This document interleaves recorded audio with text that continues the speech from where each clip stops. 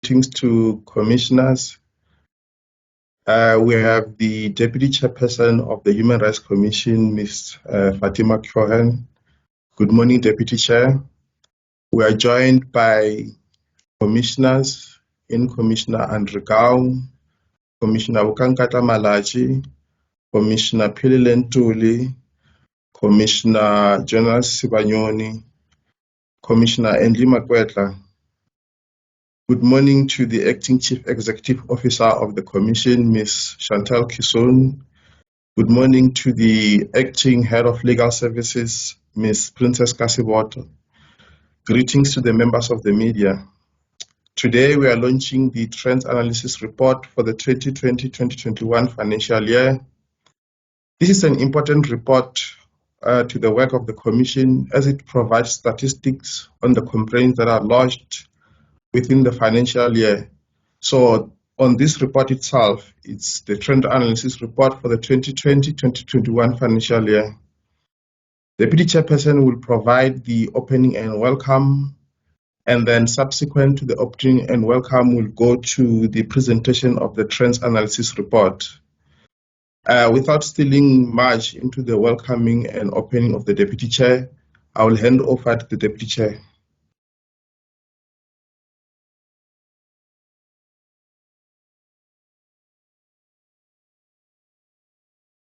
Good morning, colleagues. Good morning, Mr. Baloy. Good morning, members of the media. And thank you very much for joining us today at this media briefing on the release of the Annual Trends Analysis Report for the 2021 financial year. Before we begin, let me just do some introductions. My name is Fatima Chauhan. My surname seems to always create some problems for members of the media. No, it is not Chauhan. It is not Cohen. It is Chauhan. A good way to remember it is to think of the word chocolate, and you say it in the same way, Chauhan. And the way to remember it is I am as sweet. Let me introduce Commissioner Andre Gao. Perhaps Commissioner wants to just put his camera on briefly and wave to us.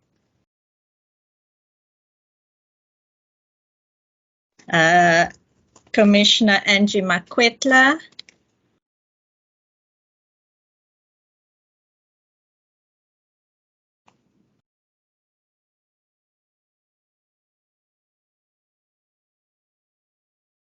Commissioner, can you wave to us?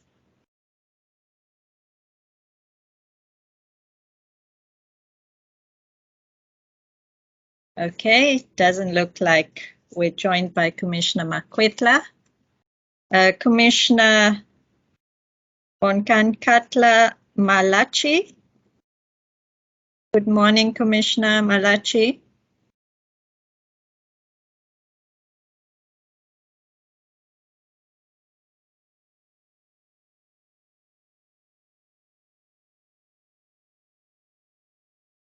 Commissioner Malachi is joining us from the Limpopo province, so I'm hoping that he can hear us. Commissioner Ntuli, Philile Ntuli, is she here today?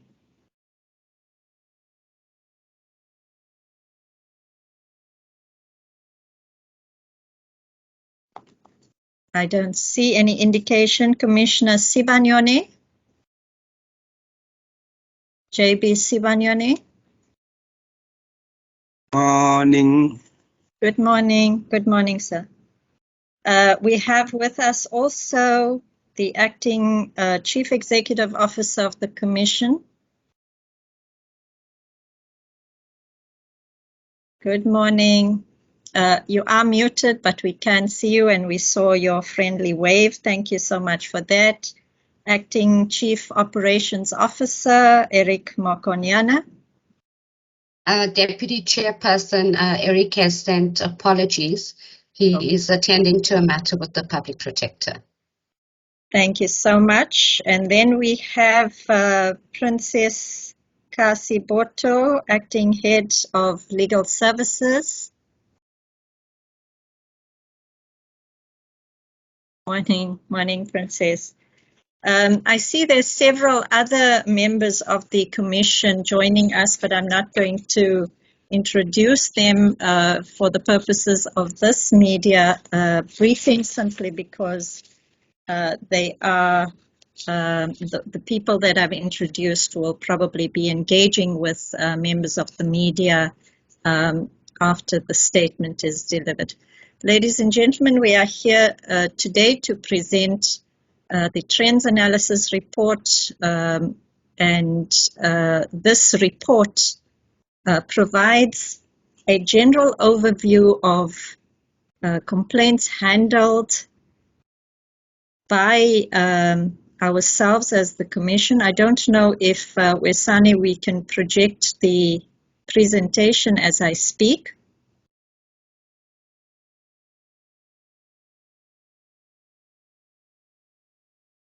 Thank you so much. There you have it, folks. You see the cover page of the Trends Analysis Report 2020-21.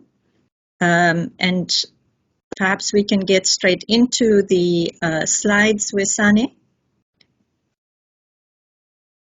So this report provides a high-level narrative and statistical analysis on the types of complaints that we receive in terms of our mandate, which you can see there reflected as it stands in the Constitution of the Republic.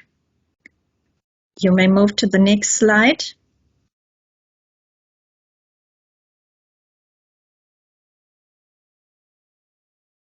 Most of the complaints that are dealt with in the report have been received and dealt with by our Legal Services Unit, as well as the Commission's provincial offices in the 9 provinces. The purpose of the report is really to inform Parliament and the broader public of the trends in human rights violations seen from our perspective as the Commission through the complaints that we received and our interventions made.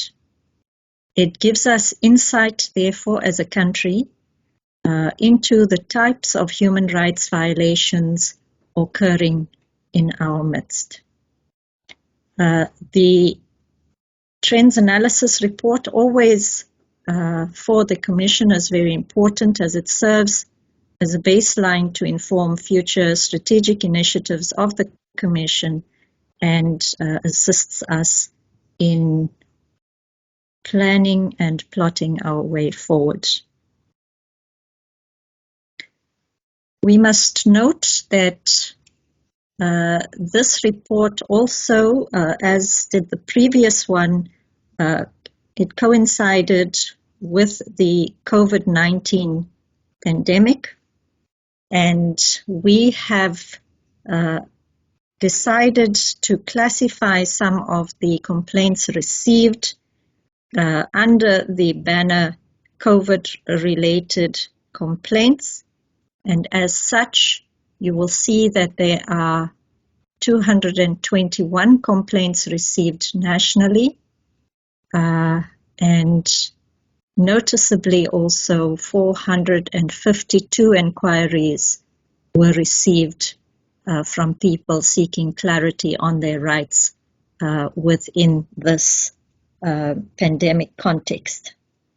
In the next slide, you will see the breakdown of these particular sort of COVID-related complaints and inquiries as they pertain in the different provinces. Very noticeably, you will see a very high number of such complaints and inquiries in the Gauteng province, and very interestingly, the Free State registers quite a high number as well. In the next slide,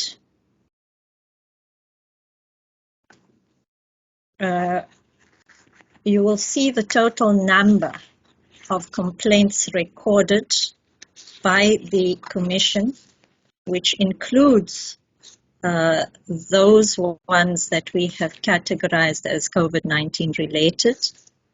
And you will see there that the total number of complaints that we recorded over the period in question stands at 5,464 complaints.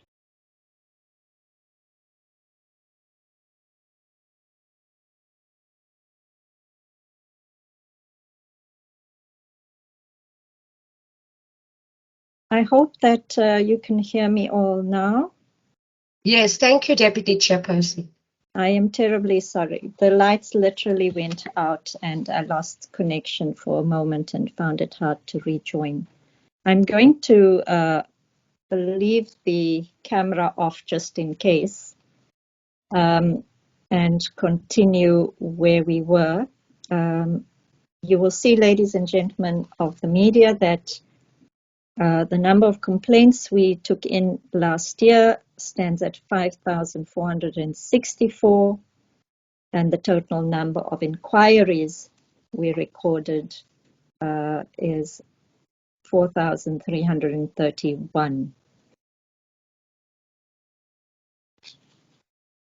In addition to complaints and inquiries, we also engaged in 121 provincial outreach engagements. We initially planned to have 63. We visited 82 communities and identified and trained human rights champions. We had planned to only do 45, and these have both exceeded our targets. In addition, we developed and distributed the Equality Toolkit and its monitoring plan as part of educational materials that we take to communities and schools, etc.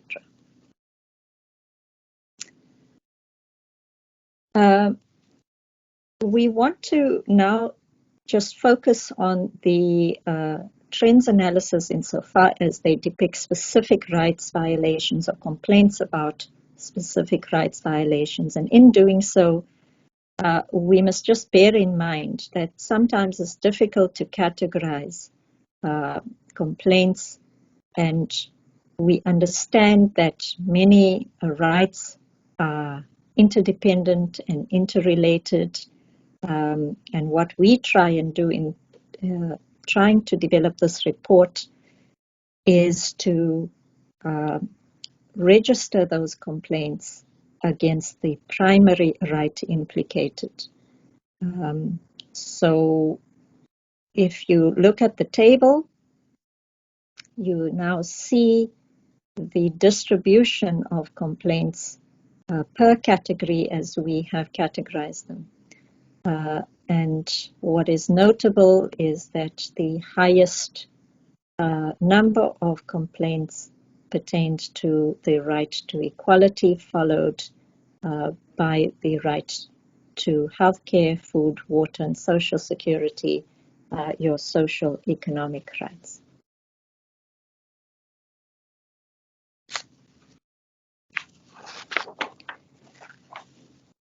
So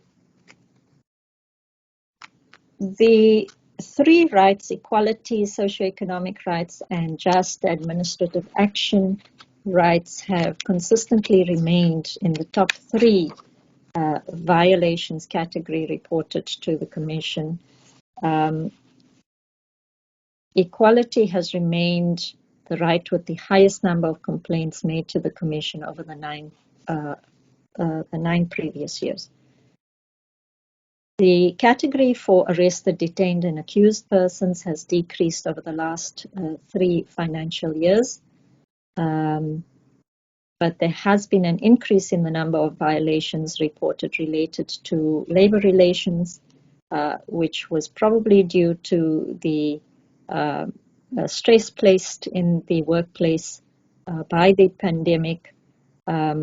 We also saw the right to education, human dignity, indicating a rise in this particular year.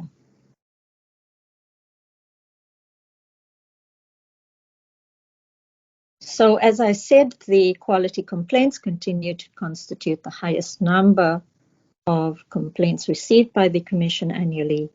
And of these complaints, most are based on race. The use of social media for publishing hate speech, as well as racist material and comments, is well noted. Whether communicated during face-to-face altercations or via social media platforms, these types of comments result in the violation of the right to equality as well as the right to human dignity.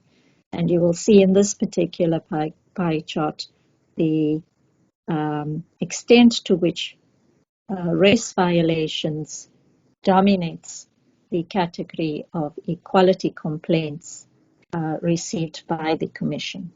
I think it's important for members of the public to know and note that our Constitution limits the right to freedom of expression in regard to hate speech and racist and unfair discrimination expression. What is also notable, sorry, could you just go back to that slide? What is also notable is the extent to which disability and violations to the right of equality based on disability and sexual orientation registers in terms of this particular chart. We can move on.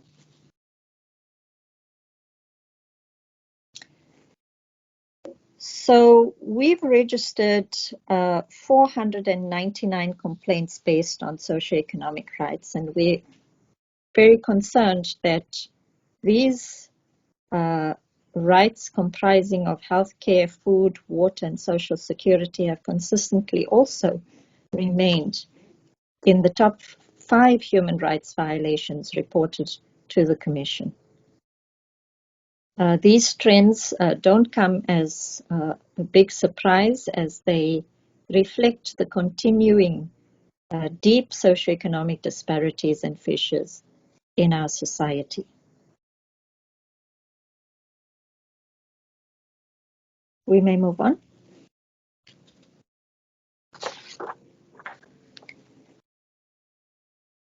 So what we should also note, beyond the complaints related to socioeconomic rights and Section 27 of the Constitution, the further complaints pertaining to the right to education, housing, and environment were also received. We also note the disparate and disproportional impact on certain categories of people, including the poor, Black African people, women, and people in rural areas.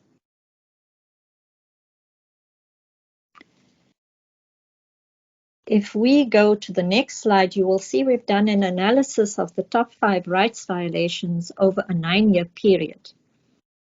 And the top 3 rights basically are consistently in the top 3 over this period of time. And you will see the specific numbers detailed in the table below.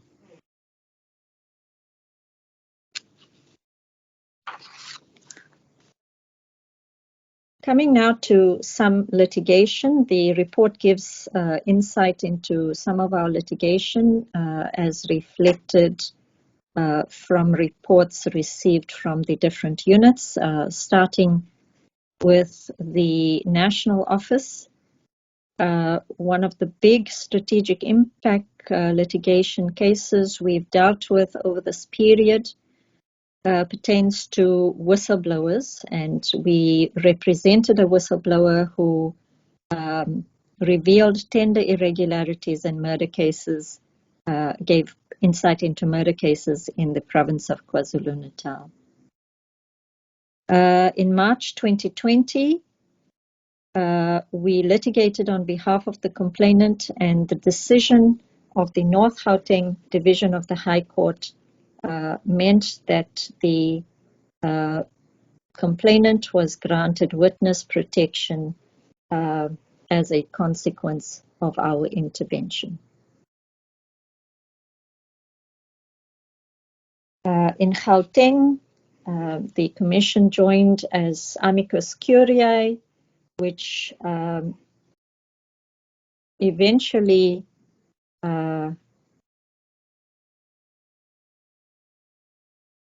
eventually indicated to us that the right to education was expanded, in that the court ordered that the decision taken by the Minister of Higher Education to instruct UNISA to reduce the number of first-time students by 20,000 enrollments was set aside. In the Limpopo province, you will see there detailed 8 litigation matters in equality courts. The majority of these matters related to discrimination on the basis of race, gender, and ethnicity. And 3 of these matters were instituted in the Limpopo High Court because of their importance. One such matter you will see detailed in the slide at the bottom, where a comedian popularly known as Mr. Chase was found to have made remarks regarding the Vatsonga Nation, which the Commission determined to constitute hate speech, harassment, as well as unfair discrimination based on ethnic and social origin.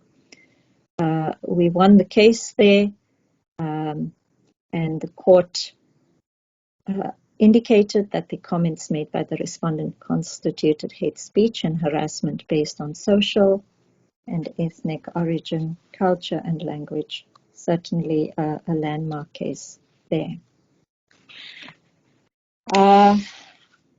In this matter in KwaZulu-Natal, we brought an urgent application in December 2020 in the Pietermaritzburg High Court against the Msunduzi municipality for the deterioration and poor state of the New England Road landfill site in Pietermaritzburg.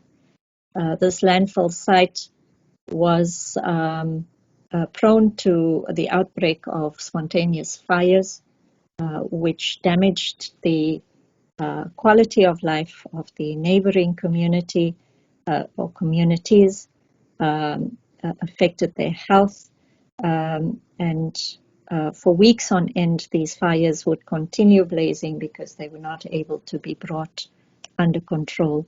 The court found that the municipality was in breach of its license, as well as the NEMA Act, and the structural interdict was granted to the Commission, and we have been monitoring the implementation of the court order and the accordance with the relevant legislation and licenses granted to the municipality by the Department of Economic Development, Tourism and Environmental Affairs in this matter.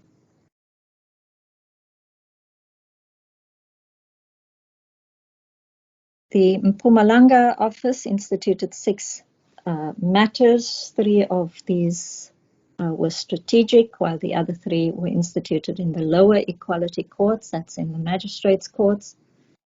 And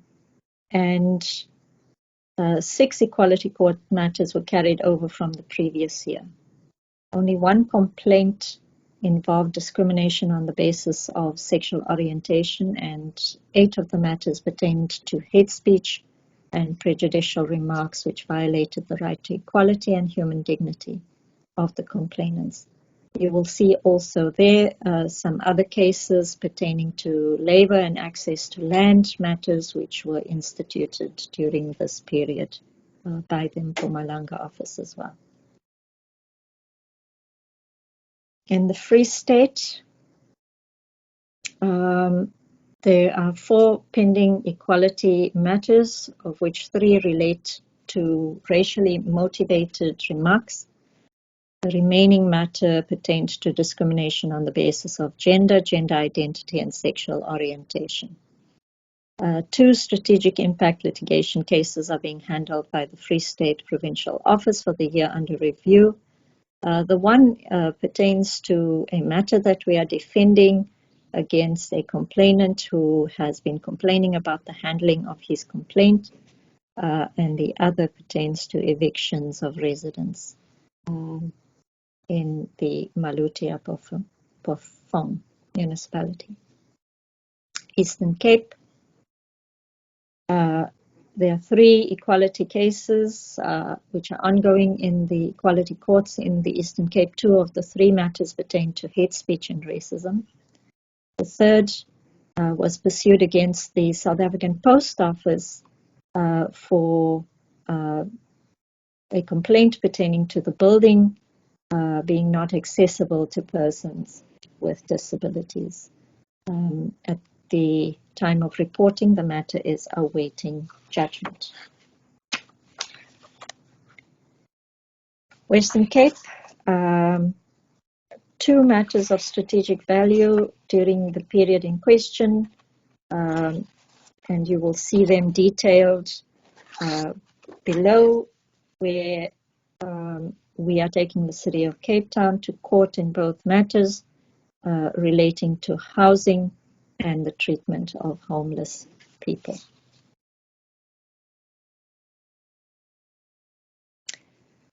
So wherever possible, we try and deal with complaints through the alternative dispute resolution mechanism, which really is a way to try and expedite the resolution of any complaints.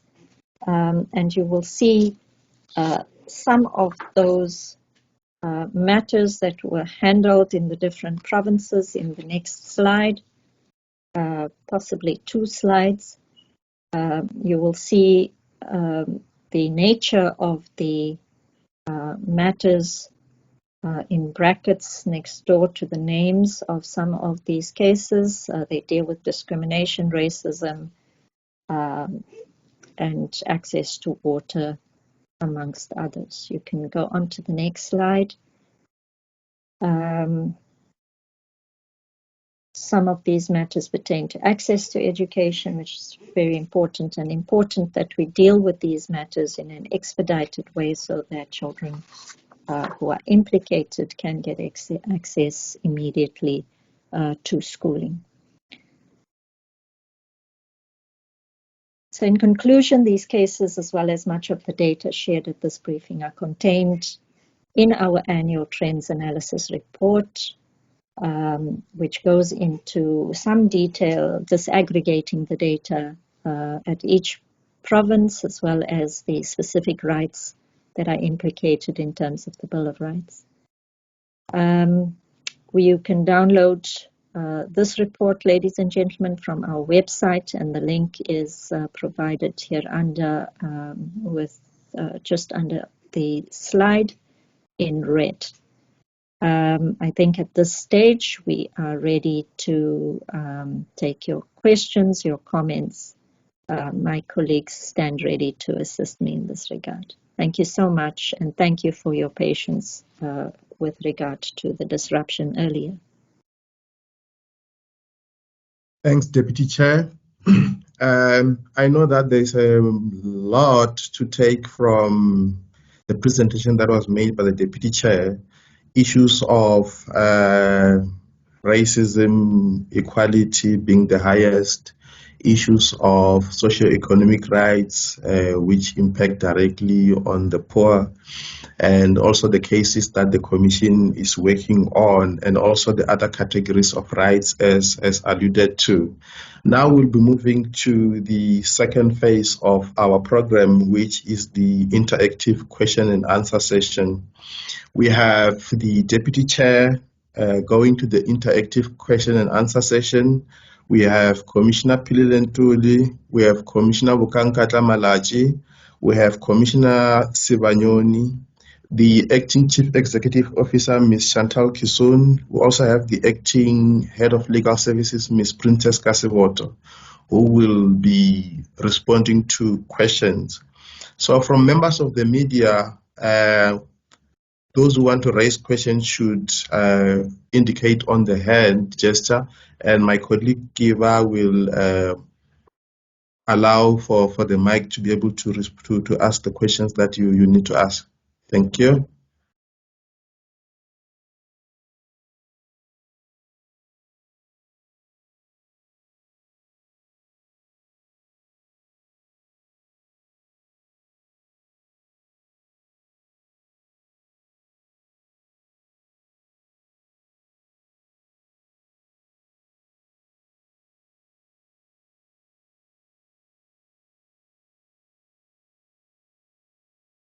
I see we have a question from Christian Duplessis. What I would ask for every journalist that is asking a question is to indicate the media house that you're representing so that it's recorded for our own internal purposes. You may go ahead and ask the question. Good morning, this is Christian Duplessis here from Netwerk 24 speaking. My question is related to the report where it found that there was an increase in labor-related complaints, and this was mainly due to the pandemic with regards to, amongst other things, that the vaccination policy of employers. I would like to have the Commission just give more detail about surrounding what was the nature of these complaints, and how did the Commission help these complainants, and what is the Commission's position on vaccine policies for companies? Thank you. Thank you. I'm not sure if Deputy Chair will answer to the question, or whether if the acting CEO or who among the commissioners would respond to that question. I think for so that we don't lose track of questions, would be a question, then it get answers, we go to the next question. Wisani, maybe we could take 3 at the same time, and then we can take the next 3 after you get responses. I think that would be more efficient. Noted. Deputy Chair will do so. And CEO can certainly take that because she has had a bird's eye view across the country of these types of complaints, particularly related to vaccinations policies. But that's just to give her a heads up. We can maybe take the next 2 questions if there are any. The next question is from Muluku Muloto, and you are on the floor. Thank you, Program Director. My name is Muluku Muloto from ENCA. I have 2 questions. The first one is considering the ongoing complaints relating to issues of hate speech and racism. From the Commission's perspective, what is this saying about the state of our nation 20 years into democracy, and whether you get a sense that we will ever get to overcome those ills? But the second question is with regard to you compiling this comprehensive report and presenting it to Parliament. From your expectation, what in the main, besides Parliament having to note and just receive this as one of many reports that it receives, from your point of view, what exactly the program of action do you really expect from Parliament as an institution regarding all these cases that every year present to them? Thank you. Thank you. Do we have maybe the third question?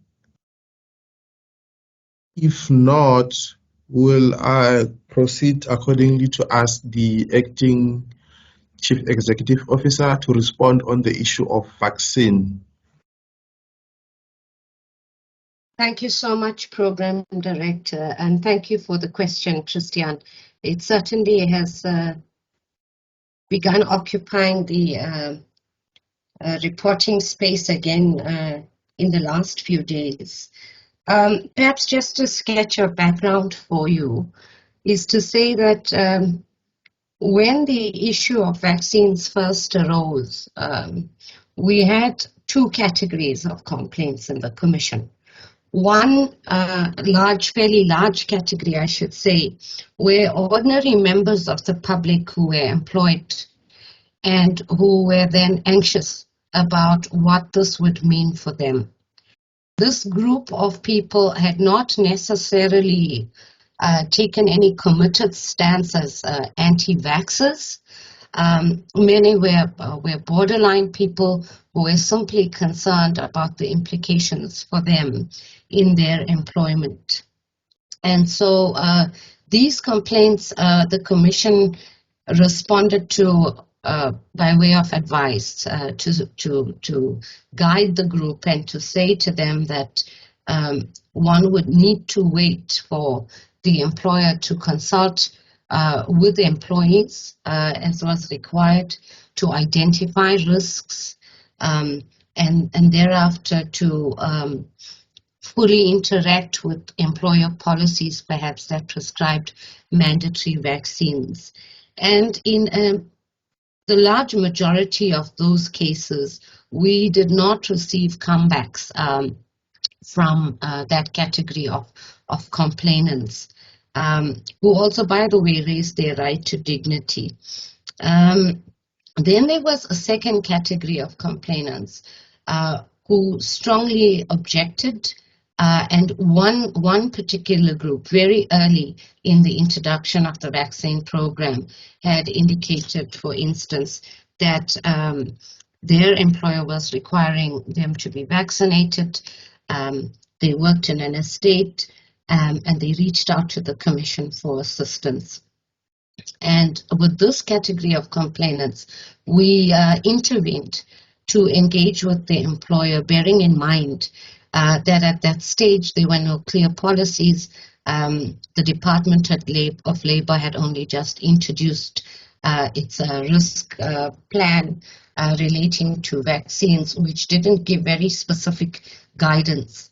And fortunately, the employer was a little more open to the Commission and the advice we provided, and that matter was then resolved in favor of the employees.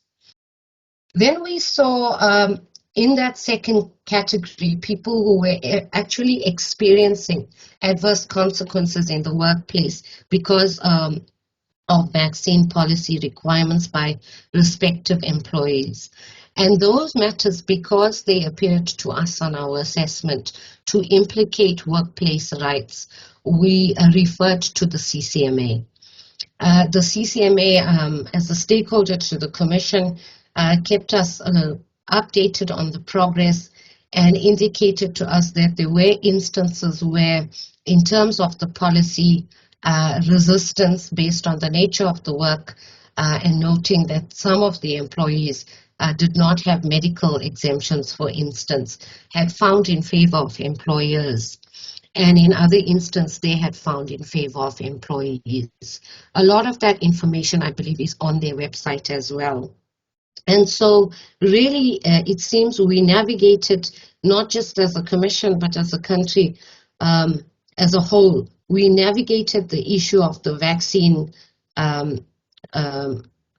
requirements by different employees based on the case-by-case analysis, based on what kinds of risk assessments employers had done, what kind of consultation processes had taken place, and whether the policies in fact could be defended as justifiably limiting the rights of employees.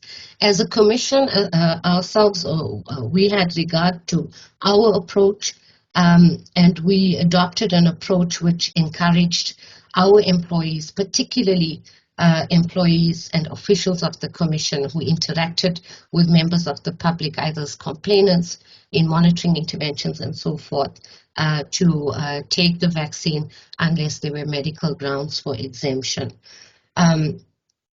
I understand also from statistics a number of other employees adopted that approach of wanting to encourage rather than prescribe. And I saw now more recently that bigger corporates like Standard Bank, there's been some reporting about Standard Bank now withdrawing its mandatory vaccine policy.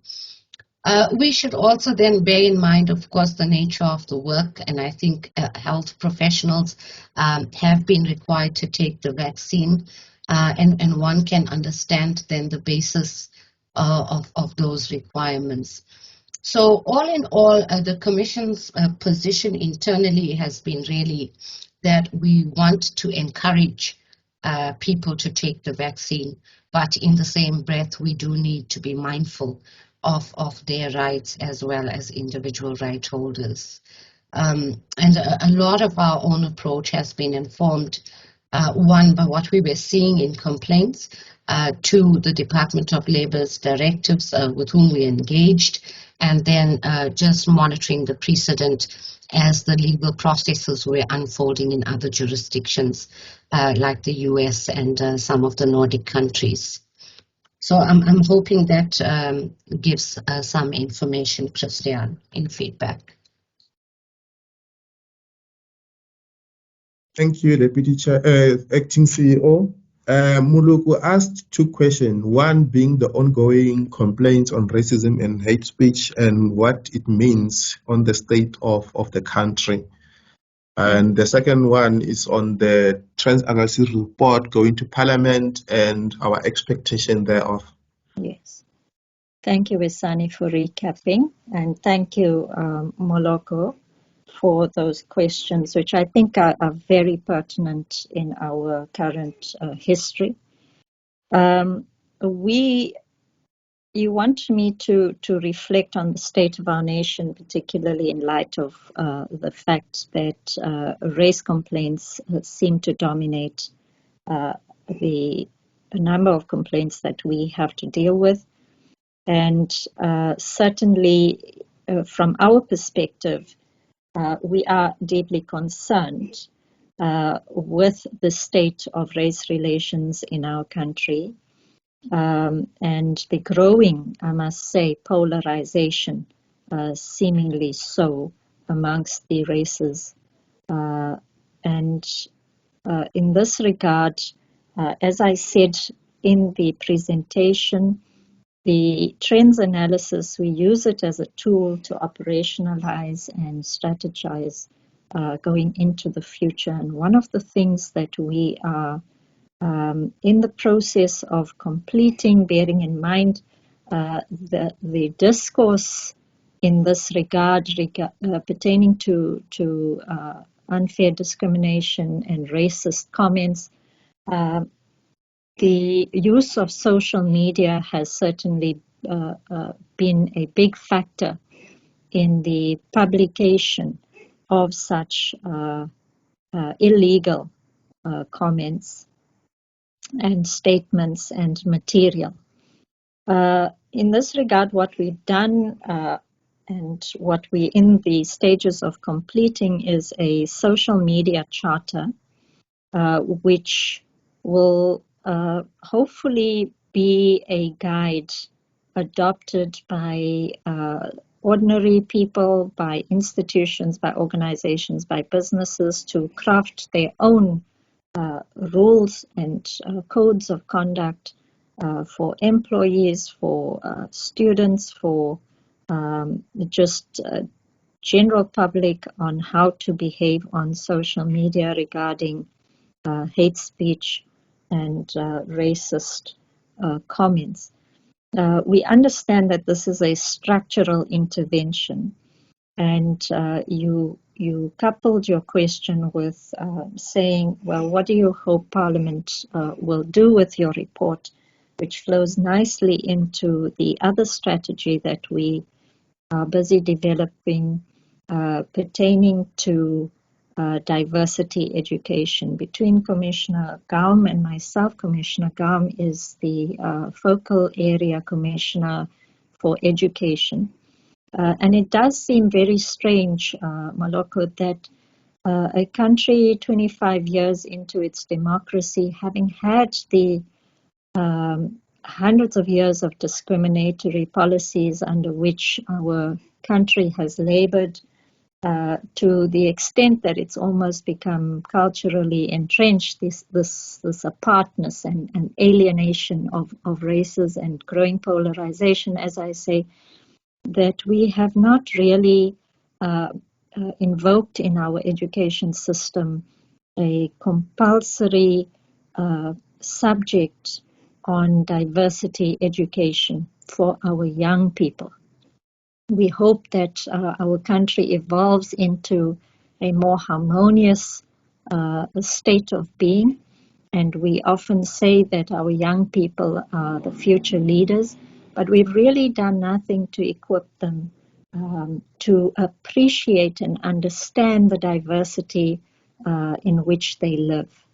And we believe that the introduction of a compulsory subject on diversity education in schools, which must be a compulsory subject for you to gain entrance into higher education, will have the effect of developing appreciation for cultures and practices and traditions that are not your own. We cannot, as a nation, be enjoined to celebrate diversity if we do not understand it and we do not develop that appreciation for the other. And so we do hope that we will find our proposals being supported in Parliament as well as by the Minister of Basic Education and others who make this kind of policy. We also are planning to deal with some of the crucial reflective issues within society itself. If I may just make use of a metaphor of a computer. 25 years down the line, there has been transformation, but the transformation has effectively been the things you see. So in our public service in particular, you will see a greater diversity of people than 25 years ago. However, I'm not sure why the CEO's hand is up. Did you want to come in here, Chantal? No, Deputy Chair, I'm sorry for that. Please continue, not at all. Okay, thank you. So the point that I was making using that metaphor is that we've essentially 25 years down the line, Moloko, changed the hardware using that computer analogy. And what we need to do as a country is to now deal with the hard work of changing the software as well. The way people reflect about diversity, the way in which we deal with the other. We hope in September alongside the social media charter to launch the concept of the national effort. We call it the SHINE, standing for Social Harmony National Effort, with the I in the middle of SHINE pointing directly to each and every one of us.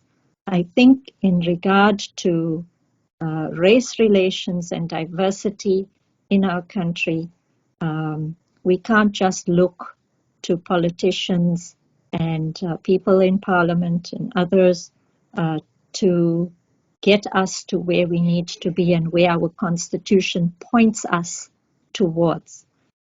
Each of us has a role to play, and this national effort is really the first of its kind, I think, in our country, that will invoke this notion of individual responsibility for the collective good. So watch this space.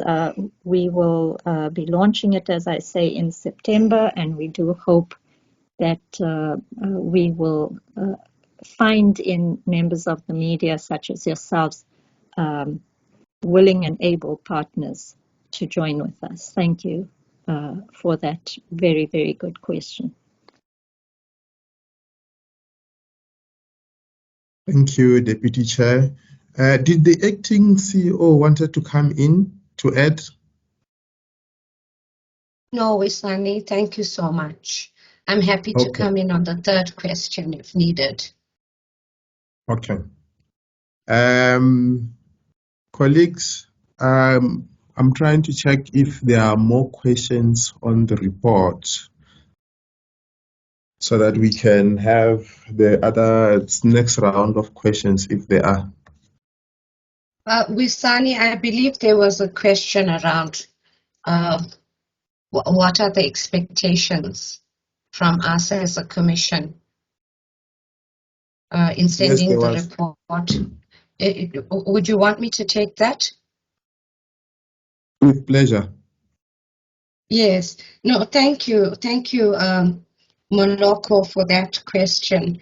And in fact, one of the purposes, of course, is to appraise Parliament of the trends in human rights violations, not only at a macro level, not only at a national level, but to provide an indication of where human rights are being rendered vulnerable. What are the rights that are being rendered vulnerable, and where are these more pronounced? And so we give in this report provincial breakdowns, for instance. The idea being, of course, that as Parliament conducts its oversight role, it is able to reflect on these abiding concerns, but also the new issues that emerge, and is able then to influence and hold to account the responsibilities placed through the Commission on government bodies, on government, to promote respect for human rights and the realization of human rights. But more importantly as well, the report really is a reflection also to serve as a reference to others who work with human rights, to civil society organizations in their identification of issues that need to be taken forward, and to policymakers who need to be aware of what have been the abiding trends in vulnerabilities that confront the realization of rights, and what are the new emerging trends, and to allow specific responses.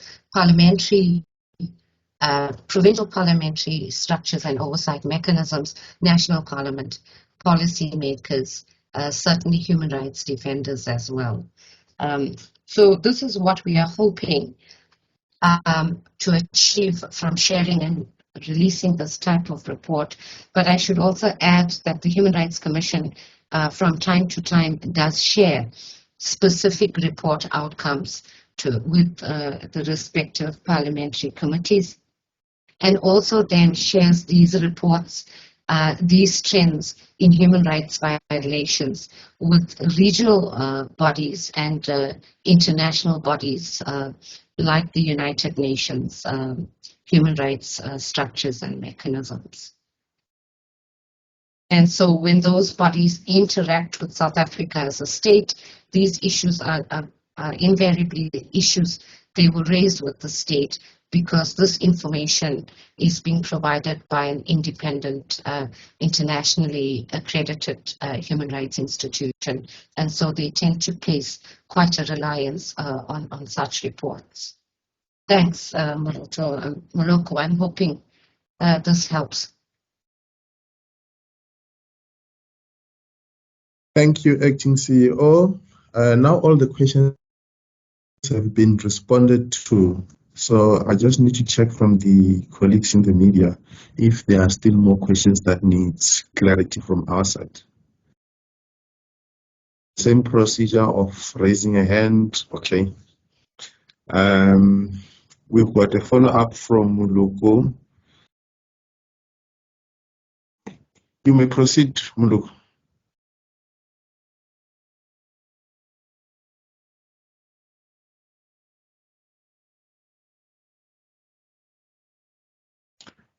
You may proceed, Muloko.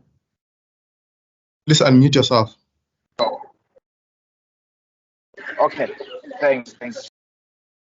I just have two more questions with regard to the fact that in 2021, actually I think from March, there were several limitations that were imposed by government on us as South Africans.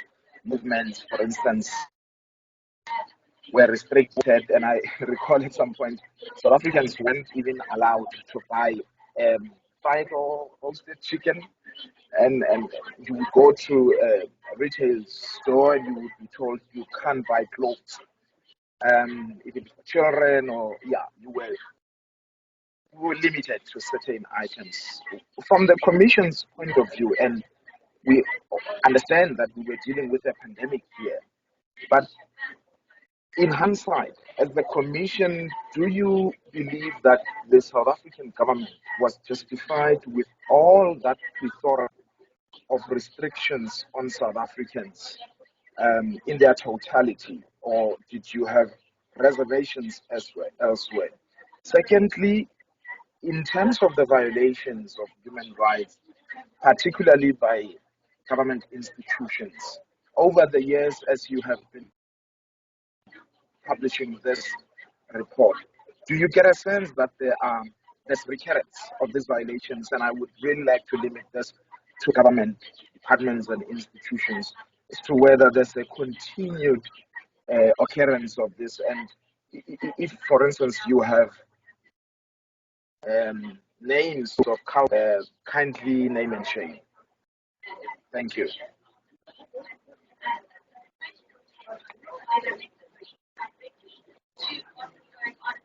Thank you, Muloko.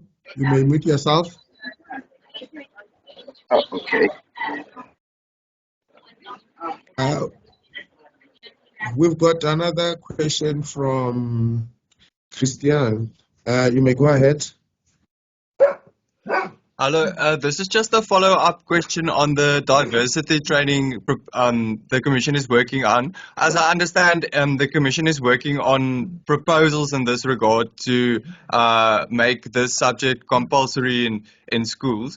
I just wanted to know whether I understand that correctly. And then when will the Commission complete its work and make these proposals to the Department of Education as well as Parliament? And just for clarity, why does the Commission feel that this specific course is needed in schools? Thank you so much. Thank you. Do we have maybe another question? Oh. We're just trying to check if we have the third question, Deputy Chair, so that we move as proposed. But if not, then I will open the floor for responses from our side then. Yes. That's fine, Usani. My screen is now completely blank, so Okay. I don't see anything. Please go ahead to see if there's a third question. I see there's a hand from Commissioner Gao. I'm assuming Commissioner would like to respond to one of the questions. Commissioner? Yes, just hang on, Wesani. May I just I will ask Commissioner Gam actually to reflect on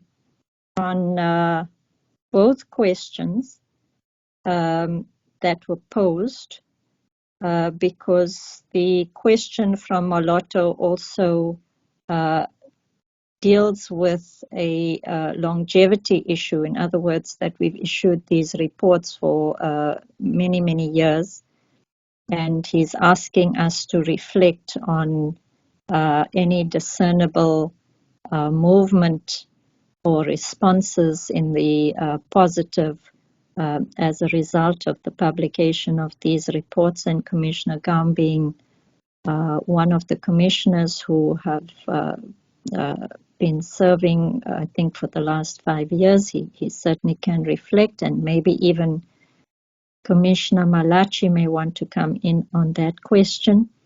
But just to, before, and Commissioner Gam, I'm sure, would want to deal with the issue of diversity training. But just to say to Christian, we speak about diversity education, which is an academic discipline offered in universities as well. And so we want to craft this in such a way as to ensure that it is an academic discipline in schools. And in terms of timelines, we are meeting, I have a draft letter on my desk, which is calling for a meeting with the Minister of Basic Education, just to discuss a process. You know, these things do take time because you need to develop curricula, and you may need to even ensure that you have teachers that are schooled in order to deliver on this curriculum. So we're still at the very initial stages, but Commissioner Gam can just reflect further on that question as well. Commissioner, do you want to come in, and then perhaps thereafter hand over to Commissioner Malachi if he has any additions to make? Yes, thank you very much. Just to give maybe an outline of the initiatives that the Commission is taking together with the Department of Basic Education. The first one is that we believe, in view of the problems we find with various codes of conducts that might still be discriminatory and so on, that we should develop together with DBE a model human rights compliant code of conduct. And we have progressed in that regard to the extent that DBE we have now agreed on an action plan and timelines for the development of that, which would eventually be certified as human rights compliant by the Human Rights Commission after it's gone through various approval processes, including that of HEDCOM as well as the Council of Education Ministers. So that is the one initiative. The second one, in which we have been very much involved, was the writing of new textbooks for the life orientation phase, for the life orientation learning area, grades 4 to 10, which are human rights compliant textbooks for that learning area.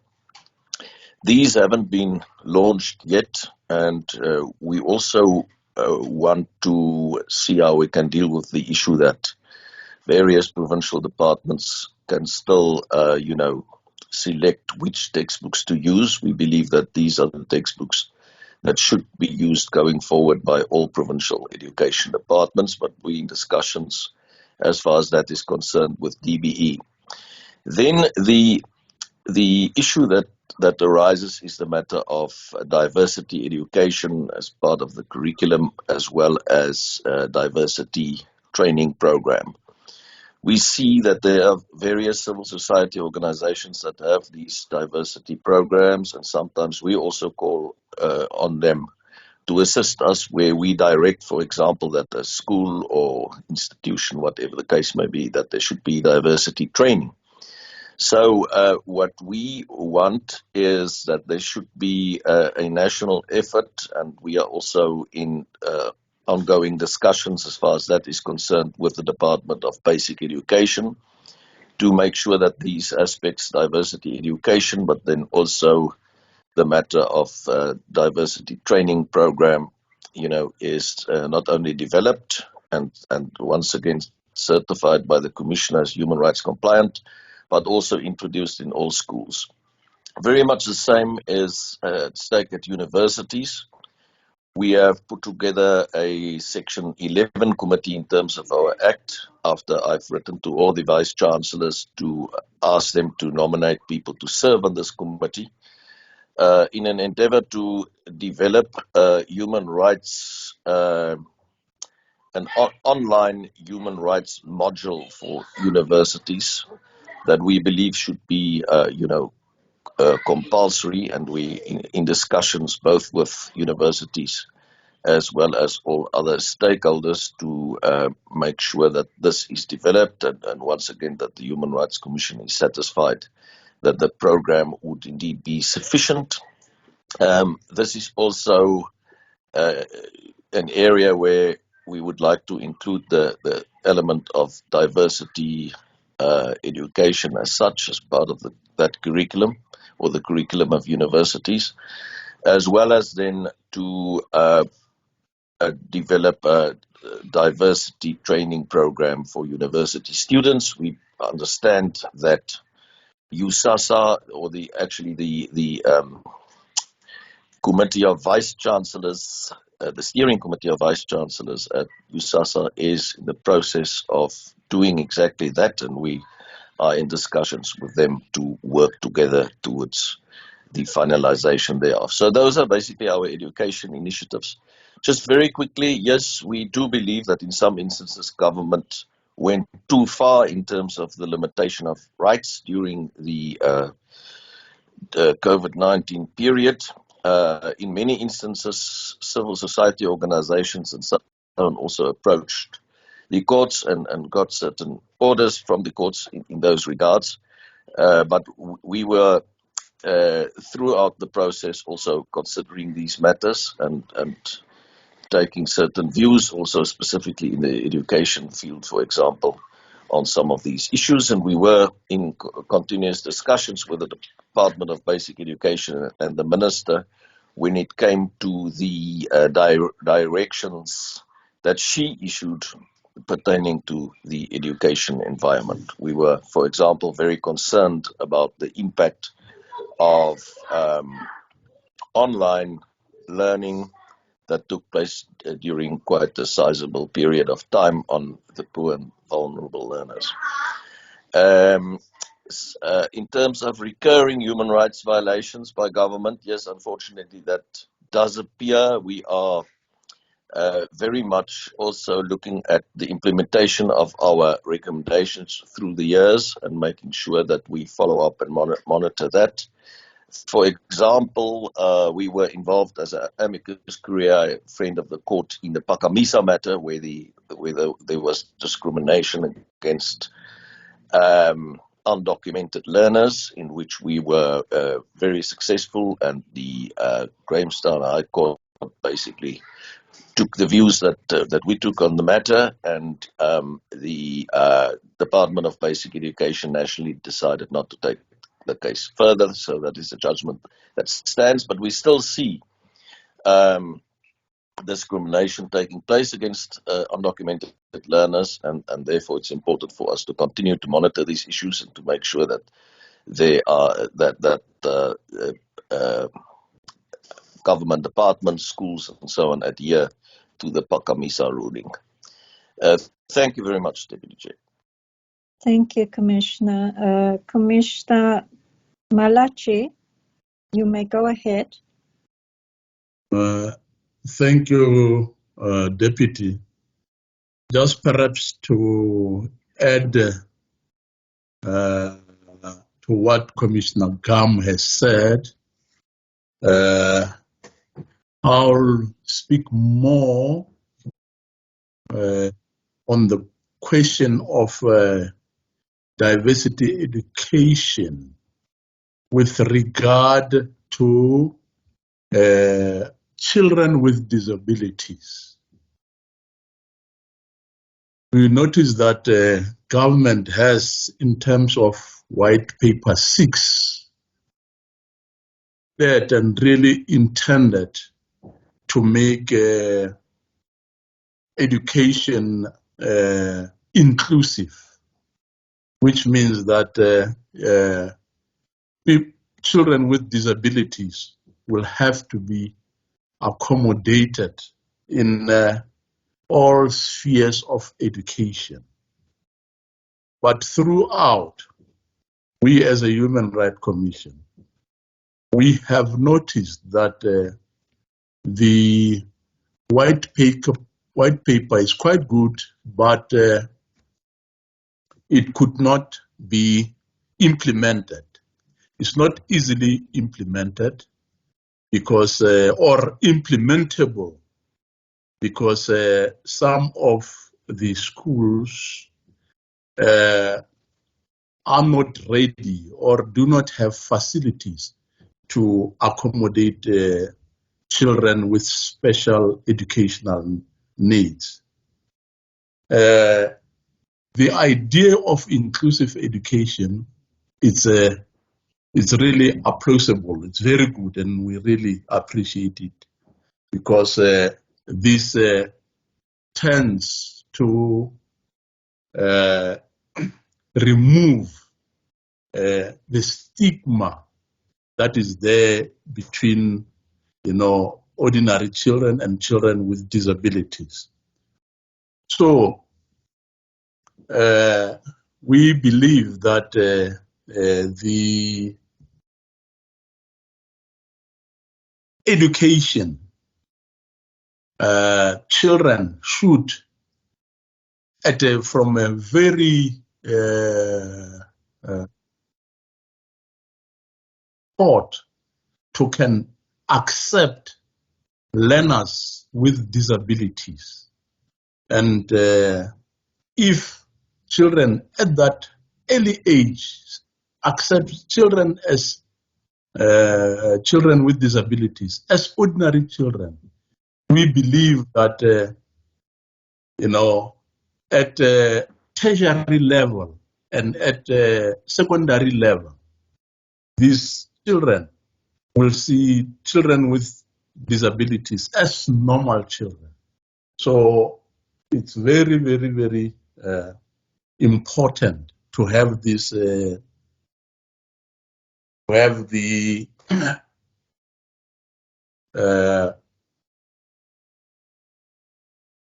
diversity education introduced in our schools, so that we know we're building a big future for children with disabilities. If children with disabilities are accepted at primary schools, are accepted as at tertiary level and at tertiary level, we believe that even at the workplace, people with disabilities will be accepted because people will, from an early age, learn that people with disabilities, must not be discriminated against, or that they are people, they could be disabled, but they are not unable.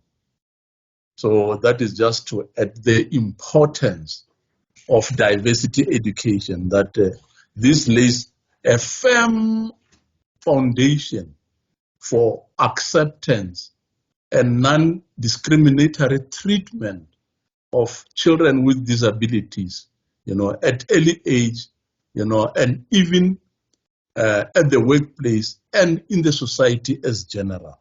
Thank you. I just wanted to bring that dimension into Commissioner Gam's reply. Thank you. Thank you, Commissioner Malachi, for that important perspective.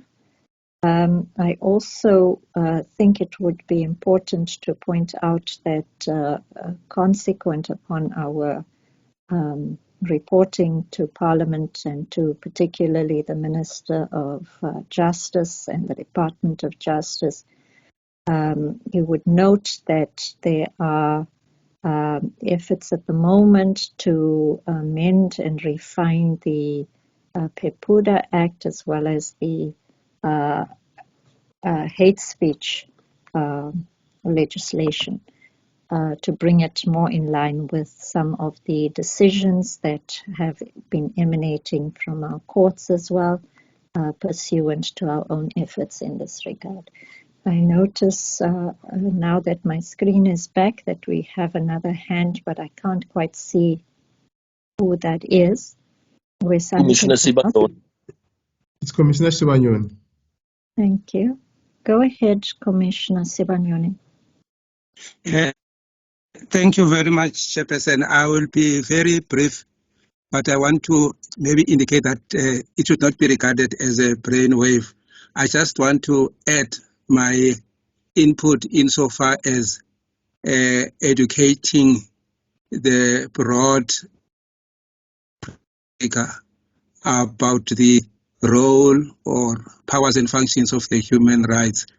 I want to mention another dimension that as the South African Human Rights Commission, we were participating with the Foundation for Human Rights and as well as the Department of Basic Education.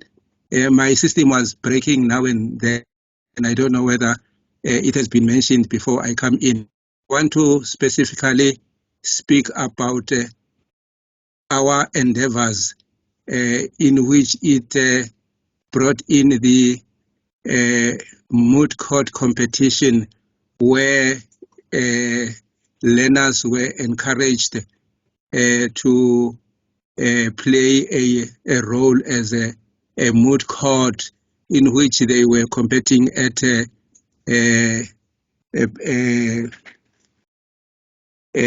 from basics, national and also international.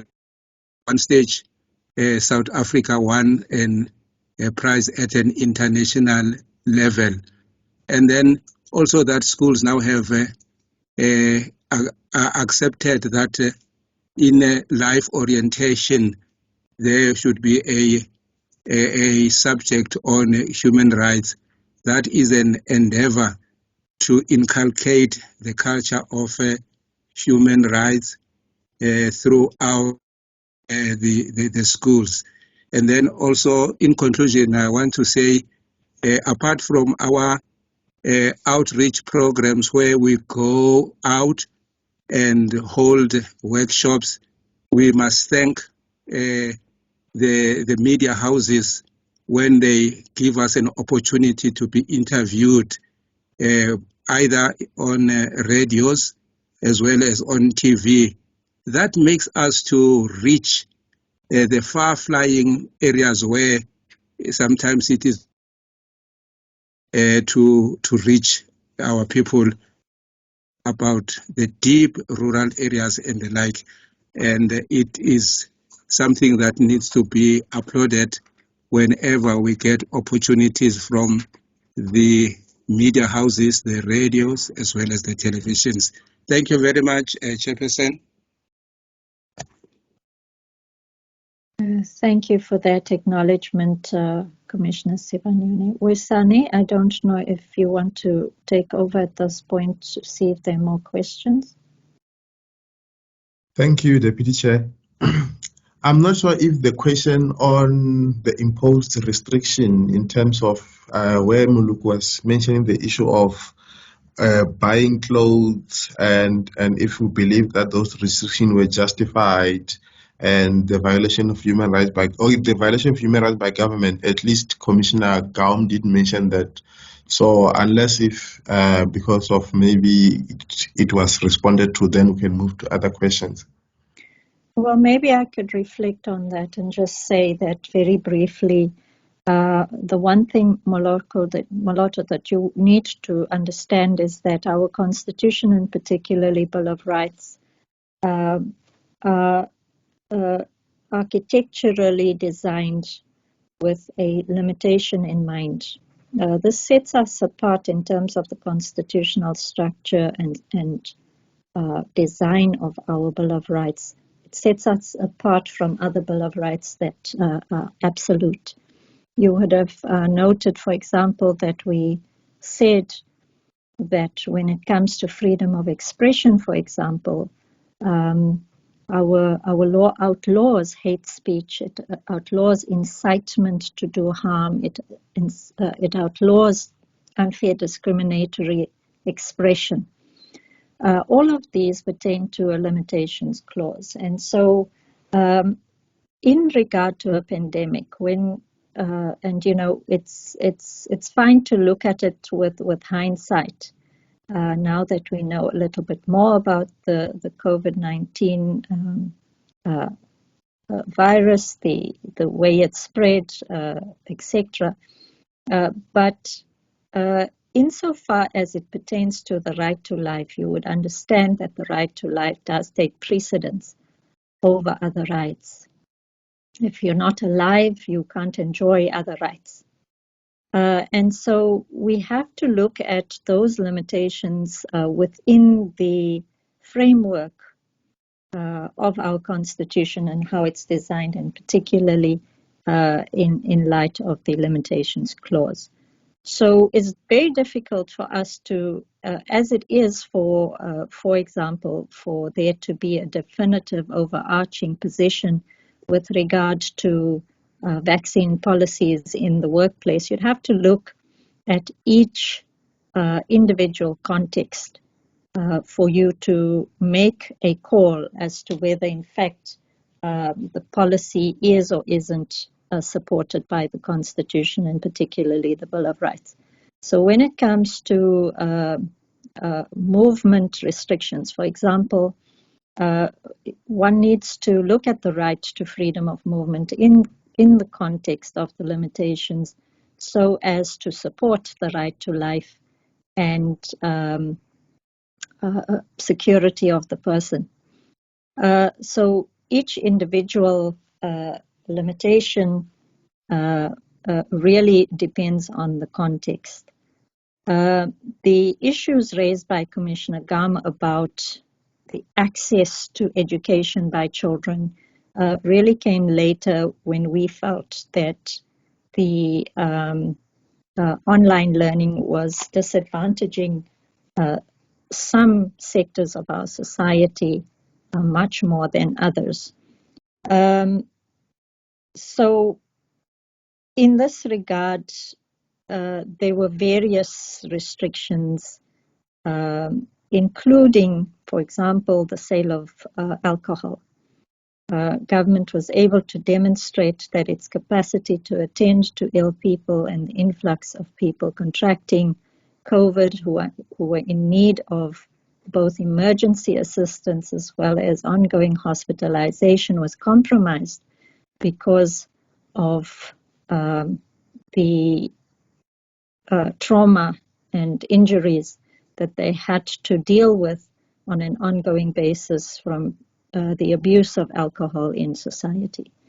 This is as much society's responsibility as it is government's responsibility or that of the legislature.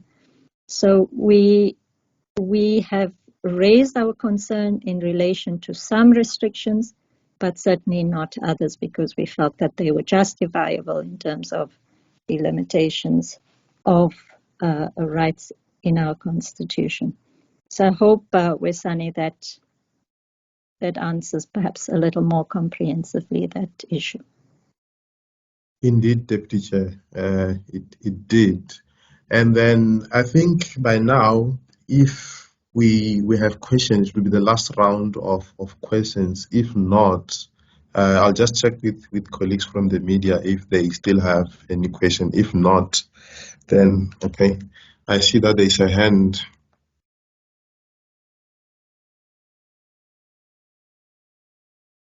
Muloko?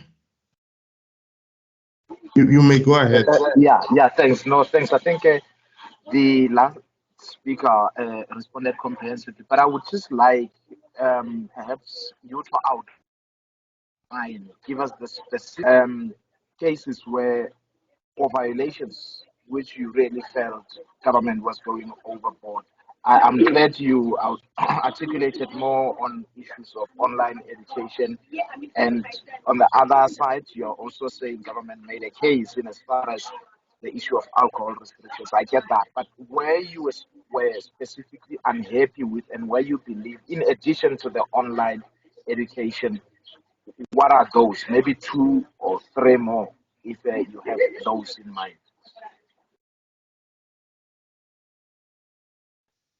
Thank you. Do we have any more questions? As I indicated, this will be our last round as we have dealt with questions for a long period now. And if, okay.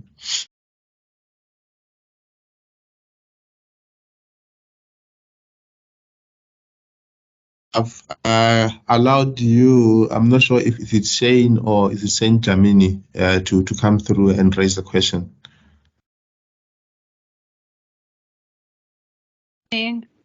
Can you hear me? Yes, we can. You can go ahead and raise the question. Please indicate which media house you're coming from. Okay, this is Sane Dlamini. I'm representing Polity and Engineering News. So we've noticed that in the country, some of the cases, especially that are related to the Department of Education, are things that are mostly raised by the civil society organizations like Section 27, for example. I just wanted to know or find out from the Commission the relationship they have with the civil society organizations, and if they feel that their involvement in our communities is helping them in any way to fight for the rights of the ordinary South Africans. And my second question is based on what the Commission has tabled in front of us today regarding the litigations, especially those that are that involve government. If the Commission is able to share with us as to maybe how much has government paid in some of the cases, just to see if the Commission has been successful in helping people that are maybe having cases with government in particular. Thanks. Thank you. Do we have last question from the media? If not, we'll send the questions to commissioners. I think the easier one is the issue on the relationship with civil society, and because they do work that is parallel to ours. And then the other question was on litigation, on when government has violated human rights, and I'm not sure if we have information on how much has government paid, because it would be difficult to just say how much was paid thereof. And then the other questions, it goes to the issues of other cases of restrictions that we felt maybe borders on being unfair on issues of human rights. I think those are the three last questions for the briefing. Thank you. I think Moloto wanted specific examples of other matters that we took issue with regard to government restrictions. And I'm not sure if maybe Princess and the CEO could come in there if they can think of any further examples apart from the individual labor-related employment context matters pertaining primarily to COVID requirements in the workplace that the CEO has already spoken to, but perhaps they want to reflect on that. Regarding our relationship with civil society, and particularly in the education sector, again, perhaps Commissioner Gam would want to speak about the initiative with regard to engaging on the issue of pit latrines and the danger that these poses in schools, and where we are with litigating on that matter. And then how much government paid, I would assume, in terms of damages or damage orders that may have been pronounced against government. And maybe we can ask Princess if she has that detail on hand to afford that detail. Otherwise, she can just indicate and perhaps go back to Sunny at a later stage. So perhaps we start with Commissioner Gam, and then the CEO can take over, and then Princess. Yeah, thank you very much. Just to say that we work very closely with civil society organizations, and we do appreciate the work that they are doing as well. It also assists in addressing the many issues and complaints that come to the fore.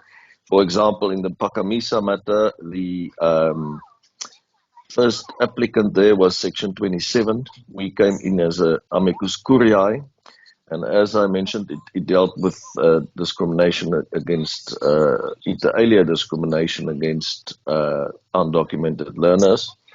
And eventually the court, in dealing with the matters, basically took on board the argument of the Commission in its judgment. So that's one example, but there are many others, and we're continuously working together with civil society organizations, including Section 27, equal education, and so on, sometimes getting involved in cases together, sometimes as the lead applicant, other times maybe as amicus curiae, and so on.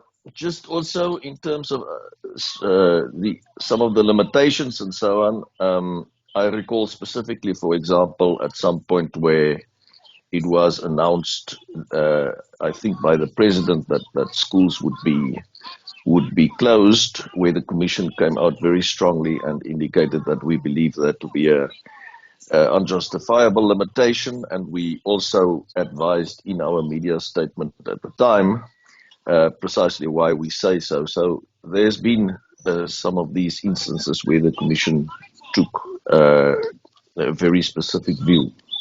Just in terms of the pit latrine matter that has been referred to now, yes, the Commission is still engaging as far as that is concerned, and in the process of finalizing our appointment of attorneys to assist in that matter. We are the decision of the Commission still stands to take that matter to court, and we'll engage our attorneys and counsel to see exactly what our next step would be in terms of the litigation path that we have embarked upon. So, yeah, I think those are some of the issues that were referred to, Deputy Chair. Just before the CEO comes in, just to say that I think just for Sunny's information, Section 27 has litigated against the Limpopo province in terms of pit latrines in schools. And the Commission will be litigating against several provinces other than the Limpopo province in a similar but not exactly the same litigation pertaining primarily, I believe, to ensuring safety as a primary concern in the litigation that we'll be embarking on. You would recall that over the years there have been about 4 or 5 very tragic cases of children dying in these pit latrines in their schools because the structures were unsafe. And our paramount concern is that of the safety of children, both in terms of their physical safety, but also the health concerns that pertain to these types of structures that are dilapidated and are not properly maintained. So that's just to add to the issues raised by Commissioner Gam in regard to the litigation that we will announce in the next few months. Over to you, CEO. Thank you, Deputy Chair, and thank you for that question. Yes, there have been instances, but perhaps before I cite the example on hand, to explain the approach that we used as the Commission, I think it's important to impress that the Commission really would regard litigation as a last resort, largely because of its status as the national human rights institution in the country, to which a duty of cooperation is owed by government departments. The Commission's early responses in respect to violations we were observing or anticipating was to communicate through a mechanism that the Commission had put in place to attempt early resolution. So an example, for instance, where the numbers of complaints and call-outs we were receiving from South Africans who were stuck abroad, outside the borders, and were then experiencing challenges returning to the country, but also people within the country who had children in other provinces, etc., who could not access them. In those instances, the Commission reached out and resolved such complaints through interactions with the departments. So not necessarily needing to approach a court for the purposes of litigation. We were also then quite involved in monitoring and assessing which matters were already before court through other bodies, and we didn't feel then the need to intervene directly in those matters, but monitoring them quite closely. So apart from the resolution, there were, I think, concerns for us around enforcement of the lockdown regulations and the excessive use of force. Some of them have come to us as actual complaints from individuals and family members that were affected. I am not able at the stage of information because it is litigation in progress by an affected family. And we'd be happy to release more information once that litigation is concluded. That was one of the matters we did take on, and we monitored quite closely then the Xhosa judgment, which called for better standard operating procedures where the SANDF and SAPS are working jointly in a crisis situation. So that is a complaint, and it is an issue that the Commission has had to resort to litigation about on behalf of the family that has been affected. I'm not sure, Princess, if you have any other litigation per se related matters, but I thought the resolution of complaints outside litigation, it was important to provide that context because there were a number of matters where the Commission intervened around the right to food and school feeding programs, the impact of the state of emergency or lockdowns as well on children who benefited from those programs, the issue of learners then having to wear masks, and the impacts on teachers and learners, particularly for children with disabilities, was an issue the Commission took up. We also took up through the National Preventative Mechanism, which is housed within the Commission, concerns that had come to our attention around the rights of persons who were in correctional facilities, either as detainees or as inmates during that period. Princess, I'm not sure if you have any particular matters that are ongoing arising from the interventions during COVID that you wanted to supplement. Good morning, colleagues. No, over and above what has already been stated, I don't have anything further to add. Safe to state that relating to complaints around vaccine mandates and the restrictions placed in institutions of higher learning, that is still ongoing. We're still engaging with the institutions of higher learning to assess some of the policies that they had put in place to determine whether they do not violate rights. And there are still live complaints, as you mentioned earlier, from various employees asking the Commission to intervene where their employers have insisted on mandatory vaccination in the workplace. So we're still dealing with those complaints directly. Thank you. And what about the question about damages, Princess?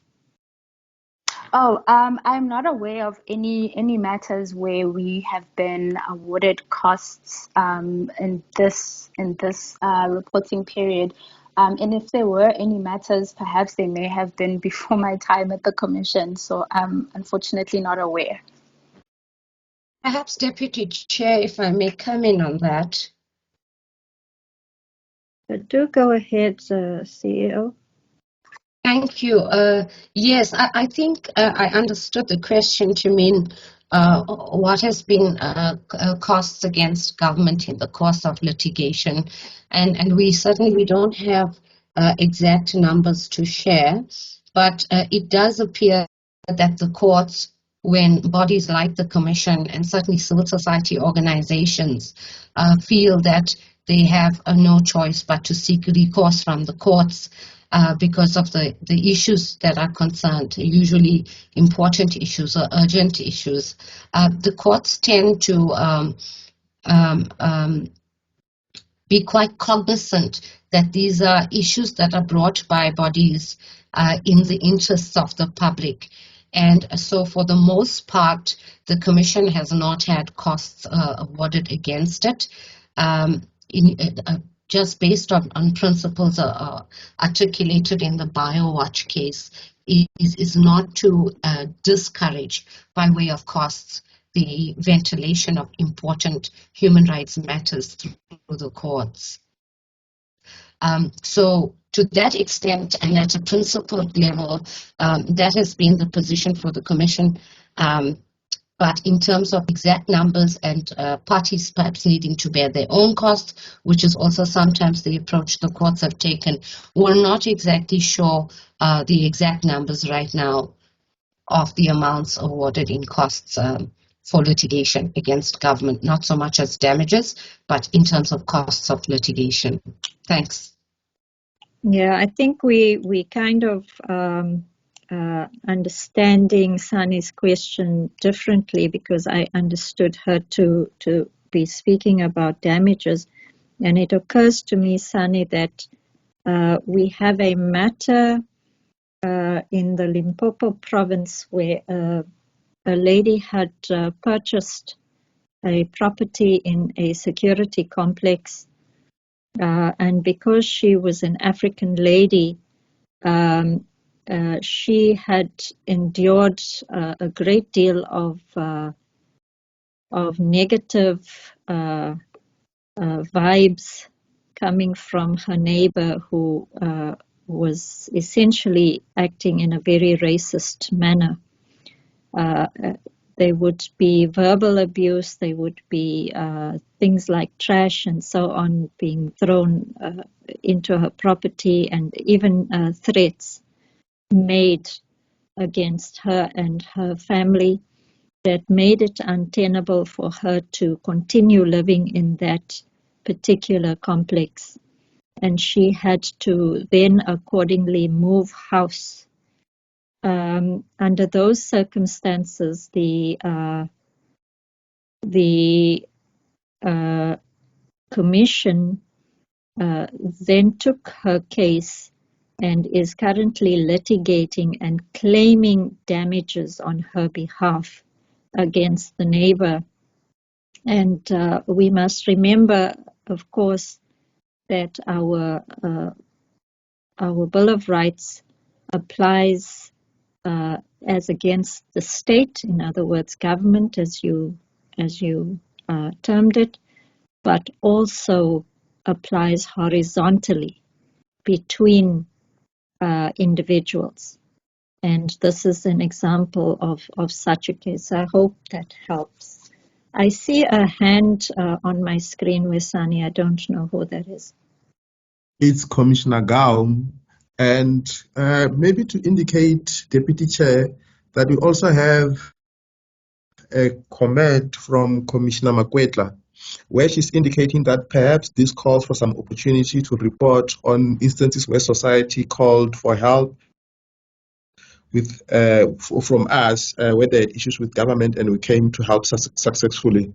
It's some of the issues that have been mentioned on the cases thereof, but I thought we should read the comment out so that if there's anything that needs to be added, maybe Commissioner Gam can just tie that up as part of us going towards the conclusion. Yeah, I just wanted to mention something that I think is quite important that I forgot to mention, and that is we had quite a good cooperation with DBE, the minister, in respect of her directions, specifically that she issued from time to time in terms of the disaster legislation and regulations by the Minister of COPTA, in the sense that prior to issuing directions pertaining to basic education, she always consulted the Commission, and the Commission on an ongoing basis when new directions were coming up were making comments and then we also followed up in terms of having a look at the final directions issued, and in most instances the national minister actually then took cognizance of what the Commission had to say and included those in the directions. So I just thought that that is also something that is important to note. Wisani, if I can come in, please. Yes, Acting CEO. Yes, I also, if I could just add on to Commissioner Gom's information around the specific interventions and Commissioner Makwetla's recommendation as well, it is to also share that this process of pre-engagement without necessarily having to resort to litigation. I do recall that during the COVID and the state of disaster and the regulations, that we had engaged as the Commission with the Minister of COPTA around housing issues around evictions and rentals and so forth. And through those discussions came the moratorium on evictions of persons during the period, but also debt relief. So those were some of the unreported interventions by the Commission towards the protection of human rights. Commissioner Gom, thank you. You reminded me of the interventions.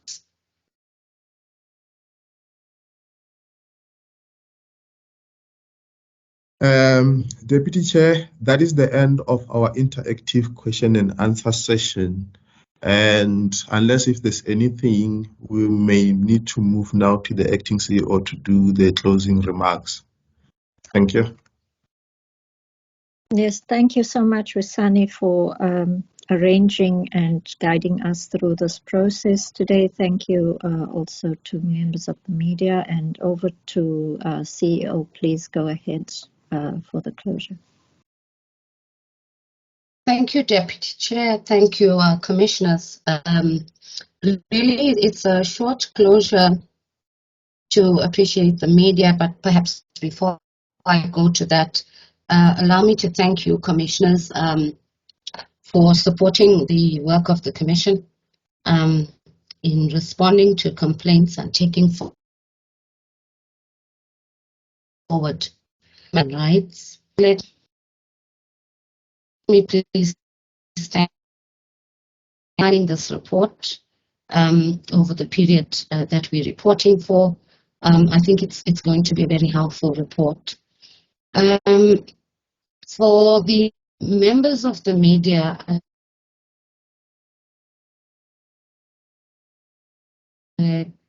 particularly want to appreciate the media and enjoy it in the last 27 years, but also particularly to thank you for your interest each year in this report, this trends analysis report, which we monitor and actively. We are grateful for that.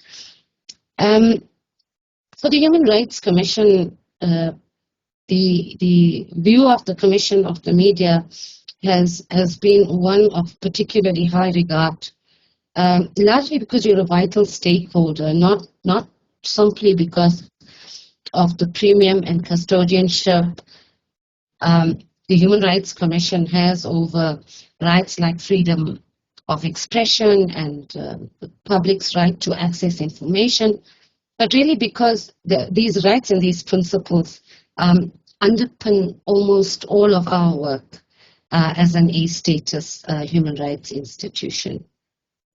And in truth, your efforts to report on human rights issues are vital to an integral part of our mandate that extends beyond the protection of rights, but is so grounded in raising awareness and catalyzing, in many senses, active participation in promoting respect for a culture of human rights. Some of the cases we've listed are just selections that we thought could be useful.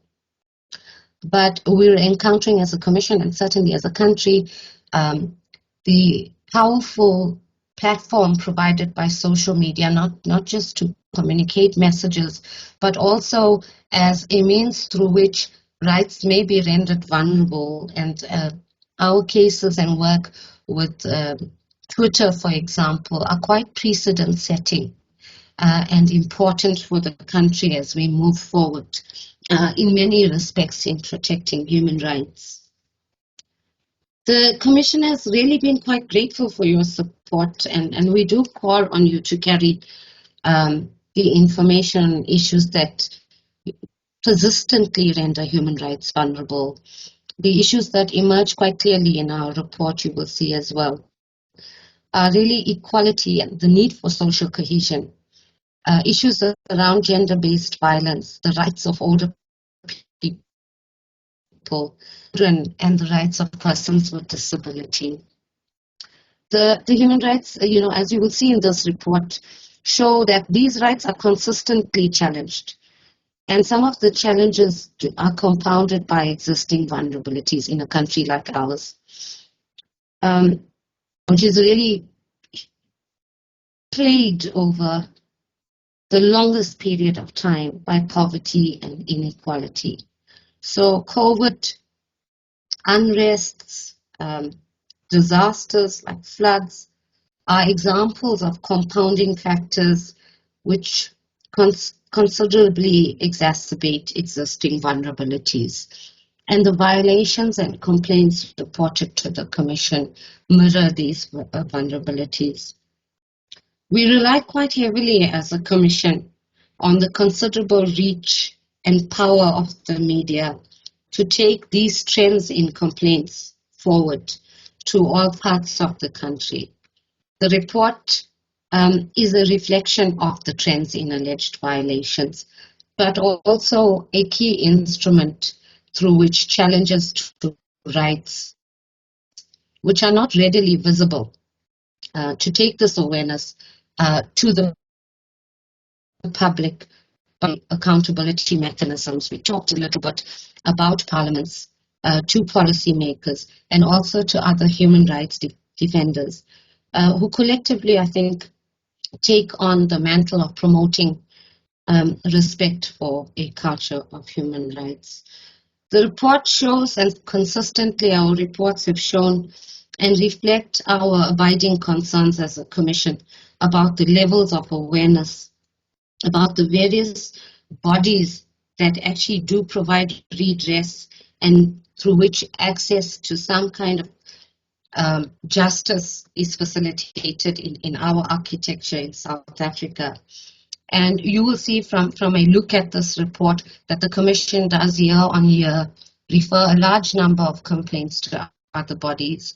And these patterns and trends indicate to us the need for awareness, some of which, of course, are resulting in initiatives to enhance our curriculum, enhance awareness at an early stage. But there remains at the present time a deep need for us to raise awareness about access to justice and the different bodies in the country that can do this and support this. In relation to the issues that are sometimes not as visible to the public and certainly don't attract as much media attention, the Commission remains concerned about service delivery, but we tried in the report to reflect the less visible issues, for instance, around access to a safer environment. You will see in the litigation in KZN against the Msunduzi municipality that these issues go to the very heart of those very hidden rights or less visible rights that we do want to raise awareness about. And certainly environmental justice have been coming to the fore increasingly in recent weeks.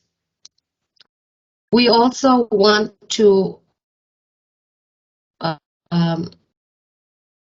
remind me to some of the key work in the form of investigations by the Commission, where you actually saw responses in relation to the Vaal River and pollution.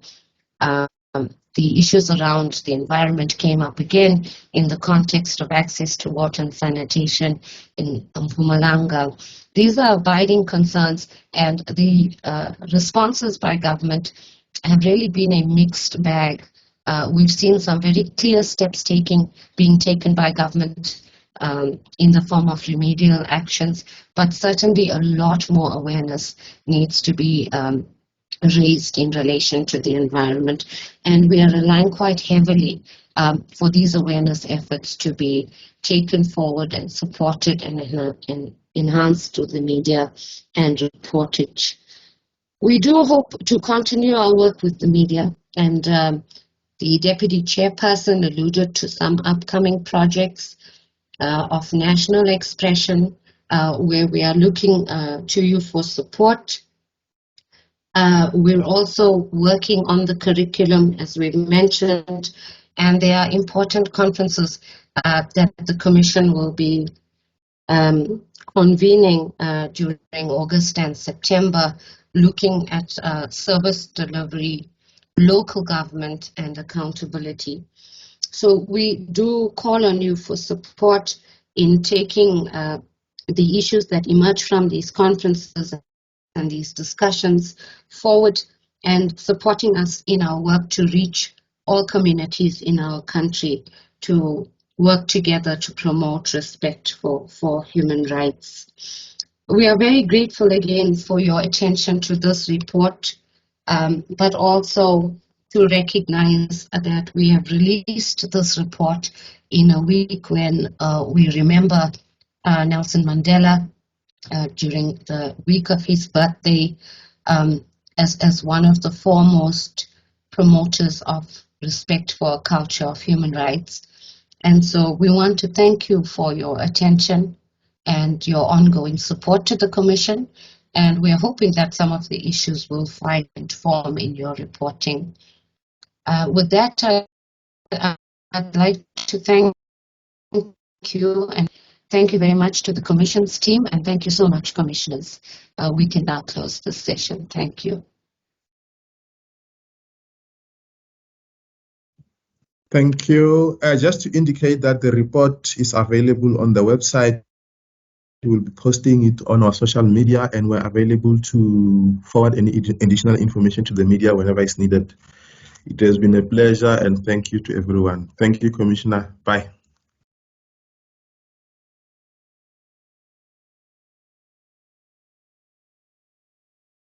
Bye.